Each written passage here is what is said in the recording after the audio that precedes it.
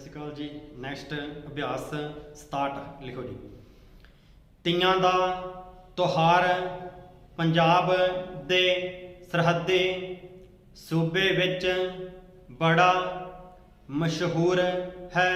ਡੰਡੀ ਇਹ ਖੁਸ਼ੀਆਂ ਅਤੇ ਖੇੜਿਆਂ ਭਰਿਆ ਤਿਉਹਾਰ ਸਾਉਣ ਦੇ ਸੁਹਾਵਣੇ ਅਤੇ ਬਾਰਿਸ਼ਾਂ ਦੇ ਮਹੀਨੇ ਵਿੱਚ ਆਉਂਦਾ ਹੈ। ਡੰਡੀ ਹਰ ਸਾਲ ਇਸ ਮੌਸਮ ਵਿੱਚ ਪੰਜਾਬ, ਹਰਿਆਣੇ ਅਤੇ ਆਸ-ਪਾਸ ਦੇ ਇਲਾਕਿਆਂ ਵਿੱਚ ਹਲਕੀ ਬੂੰਦਾਬਾਂਦੀ ਹੁੰਦੀ ਰਹਿੰਦੀ ਹੈ।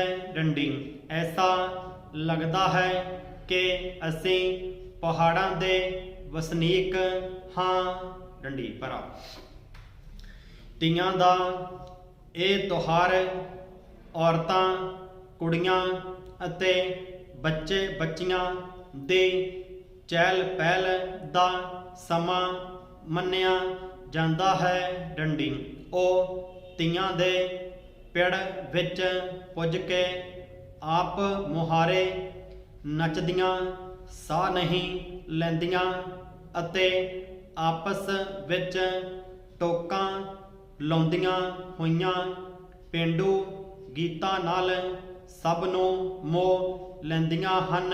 ਡੰਡੀ ਸਾਉਣ ਦੇ ਇਸ ਮਹੀਨੇ ਵਿੱਚ ਜ਼ਿਆਦਾ ਬਾਰਿਸ਼ਾਂ ਸਿਆਲ ਅਤੇ ਸਰਦੀ ਦੇ ਮੌਸਮ ਦੀ ਯਾਦ ਦਿਵਾਉਂਦੀਆਂ ਹਨ।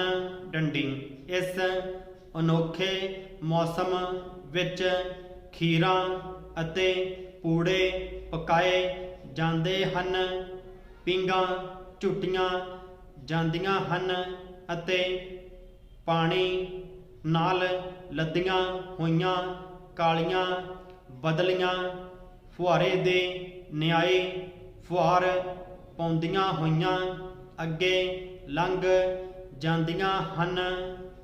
ਡੰਡੀ ਭਰਾ ਇਸ ਵਿੱਚ ਕੋਈ ਸੰਦੇਹ ਨਹੀਂ ਕਿ ਇਸ ਖੁਸ਼ੀਆਂ ਅਤੇ ਖੇੜਿਆਂ ਭਰੇ ਮੌਸਮ ਵਿੱਚ ਹਰ ਨਿੱਕਾ ਅਤੇ ਵੱਡਾ ਵਿਅਕਤੀ ਆਪ ਮੁਹਾਰੇ ਝੂਮ ਉੱਠਦਾ ਹੈ। ਡੰਡੀ